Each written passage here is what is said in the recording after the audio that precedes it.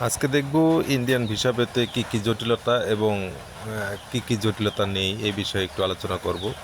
আসলে Indian visa পেতে সঠিকভাবে আবেদন করতে হয়, একই সাথে সঠিক ডকুমেন্টস উপস্থাপন করতে হয় এবং ওখানে অনেকটা সময় নিয়ে যাইতে হয়। আর প্রত্যেকটা কাগজ আপডেট থাকতে হয়, তাহলে ইন্ডিয়ান ভিসা তারা সহজে দিয়ে থাকে। তবে কিছু কিছু ভুলের ক্ষেত্রে ইন্ডিয়ান ভিসা পাওয়াটা অনেকটাই কষ্টসাধ্য। আজকে জানবো কী কী। আমি আসছিলাম ইন্ডিয়ান ভিসা আবেদন করে ফর্ম ফর্ম জমা দেওয়ার জন্য।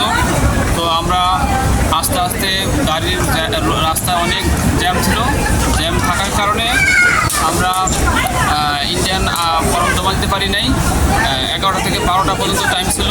এর পরে সময়টুকু ওভার হওয়ার কারণে তারা আমাদের ফর্ম জমা নেয়নি। তাই যাই হোক, নেক্সট টাইমে যারা আসবে, ইন্ডিয়ান অ্যাম্বাসিতে আসবে যারা, তারা যেন মানে সময়কে মেনটেনেন্স করে আসেন, সময় অনুযায়ী আসবেন।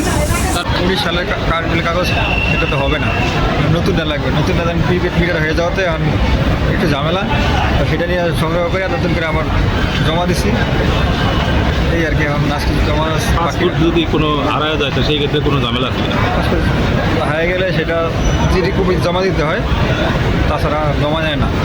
ও আচ্ছা, এবার দালালদের কোনো উৎপাত আছে কি? দালালে আসলে দালালের ব্যাপারটা হচ্ছে, দালালের ব্যাপার বাইরে, ওরা বাইরে সব কিছুই করে, বাইক এটা করে দিন সেটা করে দিন, আসলে ভিতরে কিছুই করতে পারে না ওরা।